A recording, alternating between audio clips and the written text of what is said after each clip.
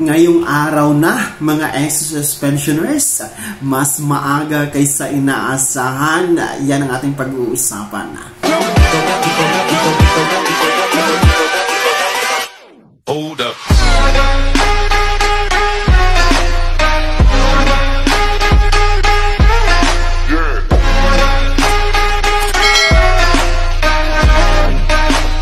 Hello mga ka-vlogs! Welcome dito sa aking YouTube channel. Magandang araw po sa lahat ng mga manonood. Saan po kayong dako sa mundo? Kumusta mga ka-vlogs? Ngayong araw na nga po ang inaantay ng ating mga SSS pensioners mas maaga kaysa inaasahan. Ano nga ba ito? Yan ang ating pag-uusapan mamaya-maya. Pero bago ang lahat, kung bago ka pa lang dito sa aking YouTube channel o di kaya hindi ka pa nakasubscribe, abay click nyo muna ang ating subscribe button na nasa baba. Huwag nyo kalimutan na pindutin ang notification bell. Ilagay nyo po sa all para naman updated kayo sa lahat ng mga videos na i-upload ko. Yes, mga ka-vlogs, mga SSS pensionado na kabilang sa batch 1 o yung merong birth date o yung merong araw ng kapanganakan na 1st to 15th day of the month.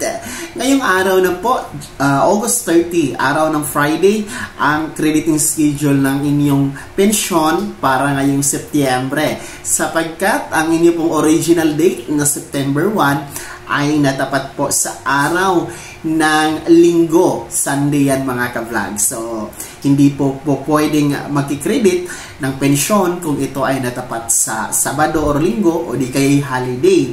No? Ayon po yan sa SSS circular na inilabas po, no, sa guidelines ng crediting schedule ng SSS mga ka-vlogs. So, ayon po sa circular ng SSS, no, ito po ay aatras sa pinaka-last working day ng SSS, no, bago ang original date.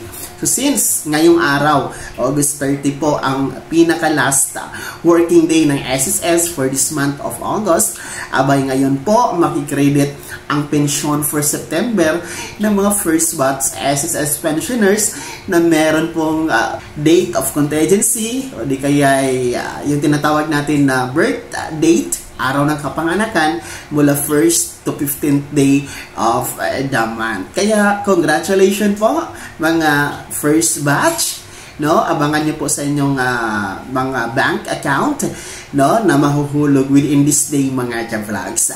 Para sa mga second batch, yung merong mga birth date na 16 to last day of the month, ayan po ha, mananatili na regular schedule po kayo. September 16 ang original date niyo po. Hindi po kasi yan natapat sa Sabado or Linggo, no? Makikita niyo sa inyong kalendaryo, araw yan ng Lunes, hindi din po holiday. Kaya dito tayo sa first batch, no? Sapagkat mas maaga ngayong araw nga ang kanilang pagtanggap ng buwan ng pensyon kay SSS for the month of September. Okay na ito sapagkat magagamit nyo ng maaga ang inyong pensyon, pambili ng pagkain, pambili ng maintenance sa gamot, pagpapagamot, pagbayad sa mga bills, at iba pang pangangailangan ng ating mga SSS pensionado na kabilang sa first batch.